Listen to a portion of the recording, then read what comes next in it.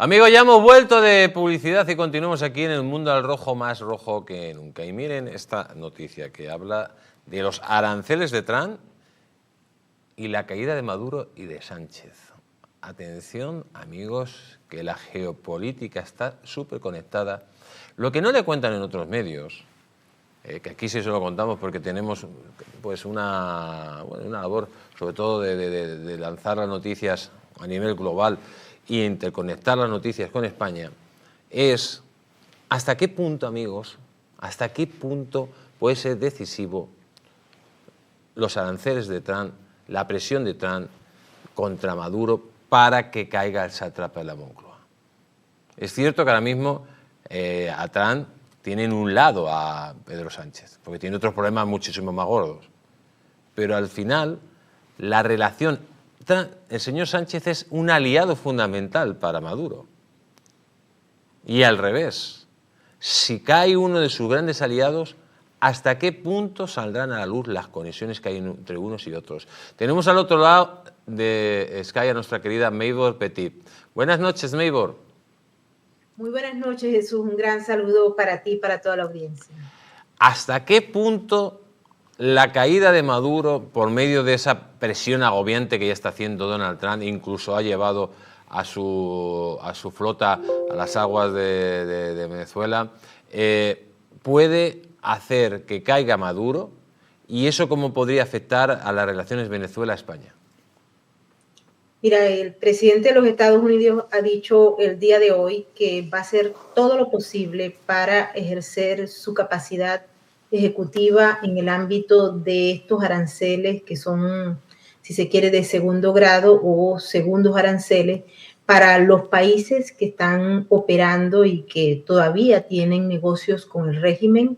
Entre ellos está China, por ejemplo, y otras transnacionales del petróleo, que no solamente operan con PDVSA, sino que además hacen otro tipo de negocios con el gobierno venezolano. Y en ese sentido ha señalado que Estados Unidos no está jugando, que su administración no está jugando y que hay varios países que ya han dado señales de que van a suspender cualquier vínculo comercial con el régimen venezolano. Pero en paralelo hay algunos países de esos que tienen transnacionales con licencias de la OFAC que van a ser suspendidas a partir del 2 de abril, que están retando a los Estados Unidos y están buscando otras vías para permanecer haciendo negocios con el régimen. No solamente Rexol, hay otras empresas que están exactamente buscando lo mismo y hoy el régimen venezolano en una cadena nacional ha señalado que hasta el momento no va a haber ningún tipo de cambios y que muy por el contrario se ofrece una gran seguridad a esas empresas que estarán obligadas a salir de Venezuela producto de esta sanción que equivale al pago de un 25% extra si esa nación está haciendo negocios con los Estados Unidos. Todavía tampoco el gobierno ha señalado y la Casa Blanca no ha dado detalles de cómo va a ser impuesto ese arancel. En el caso, por ejemplo, de España, no se sabe si los productos que vienen de España a Estados Unidos pueden incluir ese 25% extra más los que paga los productos por ya ser españoles. Es decir, sería una doble tributación, un doble arancel que todavía no se ha especificado cómo será. Y obviamente el régimen ha reaccionado con ira, ha reaccionado con la intención de decir que no los van a tumbar, que Trump se equivocó nuevamente, que está mal asesorado y que ellos van a permanecer porque tienen una capacidad de comercialización con otros países que no forman parte de este lado del hemisferio y que están obligados a cumplir lo que son las restricciones hechas por el gobierno de los Estados Unidos. En paralelo te cuento, Jesús, y esto creo que es sumamente importante, que se abrió una jornada. No sabemos qué países puedan entrar a Venezuela con las condiciones en que se encuentra. Venezuela es un país fracturado, con muchos problemas económicos y con una infraestructura desde el punto de vista petrolero y de gas muy maltrecha, producto de la corrupción sistémica, pero además de todo lo que se ha generado producto de la muy poca capacidad que tenía el régimen de manejar una industria petrolera como PDVSA y las pésimas acciones que se cometieron expropiando propiedades de las empresas como Conoco, por ejemplo, o otras como Crystalex, que han demandado a Venezuela y la han condenado a pagar con el bien más preciado que tenía Venezuela en el exterior, que es Citgo, que son el conjunto de refinerías para refinar el crudo venezolano, que es bastante pesado y que se hizo pues en una época porque Estados Unidos era el primer receptor de ese petróleo. También se supo hoy que Chevron está haciendo gestiones con el gobierno de los Estados Unidos para aminorar las pérdidas que podría tener el cese de operaciones, que como ya se ha informado, concluirá en mayo, puesto que se le ha entregado una licencia para un mes más con el ánimo de cerrar las operaciones. Así que todo está en veremos y hay nervios de acero tanto en Venezuela como en otros lugares que prácticamente... Te quiero preguntar, Maybor, también por otras dos cosas, muy rápido. Primero, por esa noticia de que Rubio en su momento ha apoyado a Guyana en su a Guyana en la disputa con Venezuela, y sería un gran error si atacan. Y luego la declaración de Maduro, que llama imbécil a Marcos Rubio directamente. ¿En qué situación ahora mismo está la Guyana? ¿En qué situación está la Guyana y en qué situación están las relaciones Estados Unidos, Guyana y Venezuela? De hecho, se ha mandado la Armada, Estados Unidos ha mandado su Armada, ¿no? Sí, bueno, hay una confrontación abierta y hoy subió un punto más porque el régimen de Maduro anunció que iba a hacer unas elecciones para el mes de mayo y hay un gobernador en la zona de reclamación, es decir, el gobernador del estado Esequibo, que acaba de ser creado por el régimen de Maduro, y además habrá allí alguna otra representación pública del régimen y unas supuestas votaciones que todavía no sabemos quiénes van a votar y cómo se va a ejecutar. En todo caso, eso va a ser en el mes de mayo y esto ha generado mayor confrontación a la ya presentada por las declaraciones de Rubio, por la presencia de Rubio en Guyana y el llamado que hizo y prácticamente los insultos que le propinó no solamente Maduro, sino también otros miembros del régimen. Lo que sí está caliente en el ámbito internacional es justamente la presencia de las empresas petroleras, porque Guyana, en el marco de los acuerdos que tiene para administrar esa parte del territorio en disputa, otorgó unas licencias de exploración para varias empresas, entre las cuales hay una china, pero la principal de ellas es Exxon. Así es que Marco Rubio llamó a que el régimen tuviese mucho cuidado a la hora de atacar, bien fuese o Exxon o Guyana, que en todo caso pues serían intereses apoyados por los Estados Unidos. Así que este conflicto está en plena efervescencia y hoy Nicolás Maduro le echó un poco más de fuego a este tema. Maybor, como siempre, un placer tenerte aquí en el Mundo al Rojo. Recibe un gran abrazo. Igualmente para ti y para toda la audiencia, Jesús. Un abrazo. Y es que, amigos, la verdad que la situación se está poniendo cada día más grave, porque mire lo que dice nuestro querido Eduardo Menoni. Dice Maduro, durísimo golpe al tirano Maduro y a su socio Sánchez.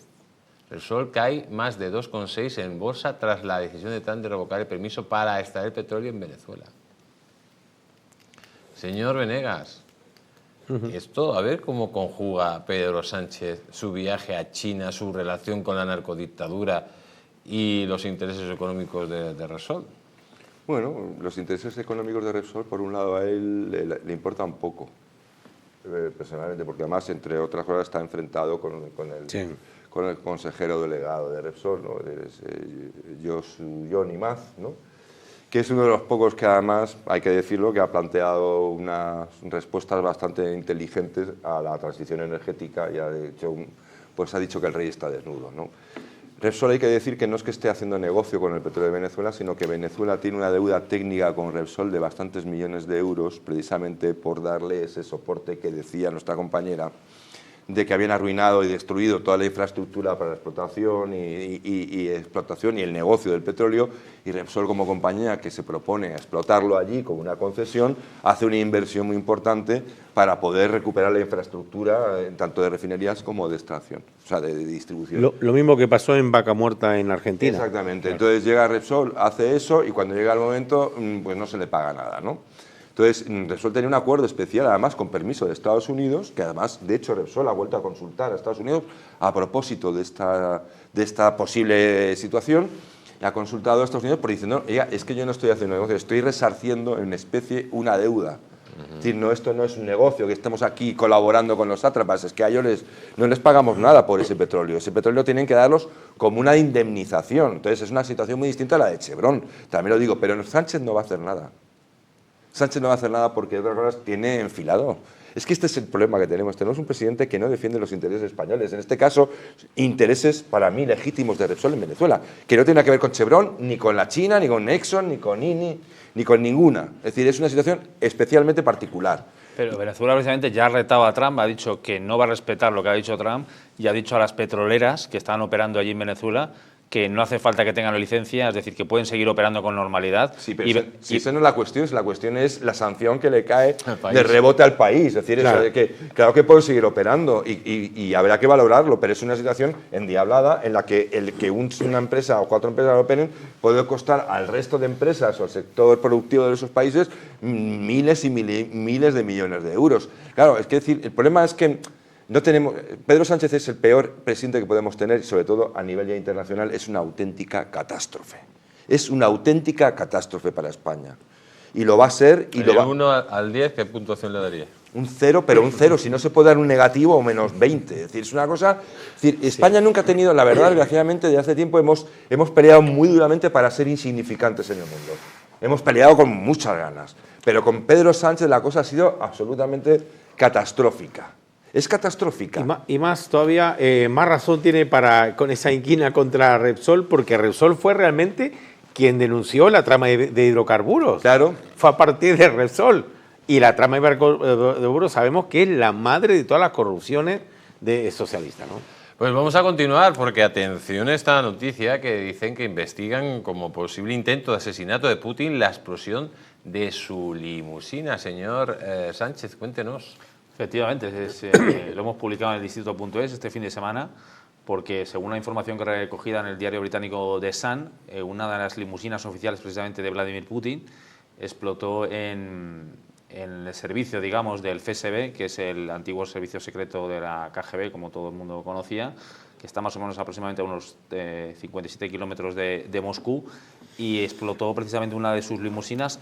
Putin en este caso no estaba presente allí, o sea, estaba en el Kremlin en ese momento, pero la verdad es que es todo muy sospechoso, ¿no? Porque además coincide precisamente en el tiempo con que esta semana, en unas declaraciones que hizo Zelensky precisamente a Eurovision News, decía que a Putin le quedaba poco tiempo, es decir, que entonces... O sea, Zelensky hizo unas declaraciones que le quedaba poco tiempo y después hubo este atentado. 2 días más tarde, precisamente, explotó la limusina una de las limusinas oficiales de Vladimir Putin, precisamente, y eso que, teniendo en cuenta que esa zona, precisamente donde está el FSB, está muy protegida, o sea, desde la invasión de Ucrania, aparte de ser el servicio secreto, está muy protegida para evitar posibles atentados y la posible llegada de drones ucranianos ahí, es decir, que entonces se está investigando porque no es descartable precisamente eso, y además... Pero digamos, cuando habla de una segunda limusina es que va una donde va Putin y otra, digamos, de señuelo. Sí, o sea, tiene varias limusinas repartidas, lógicamente, en Rusia, y sí que es verdad que hay limusinas, digamos, precisamente para evitar que pueda filtrarse donde está en ese momento Vladimir Putin, ¿no?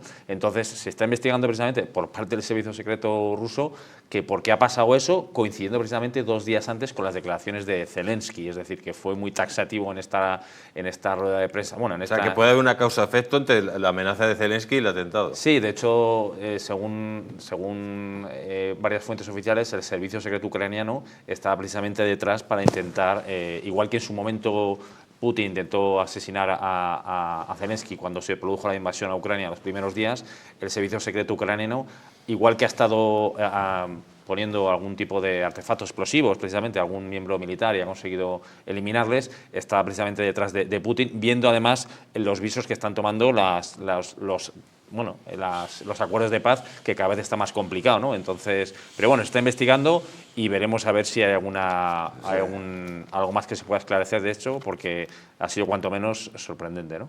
A mí me suena a falsa bandera y me suena que casualmente explote el coche y además tampoco de forma tampoco muy una deflagración salvaje. Y el coche equivocado y tal. Yo creo que... a lo mejor era eléctrico, ¿eh? No, a lo mejor se había mojado y era eléctrico, ¿no? Pero es posible. Pero yo pienso que, dentro de lo posible, que Donald Trump está un poco hasta el moño de Putin, de los juegos que está haciendo, el doble juego que está haciendo.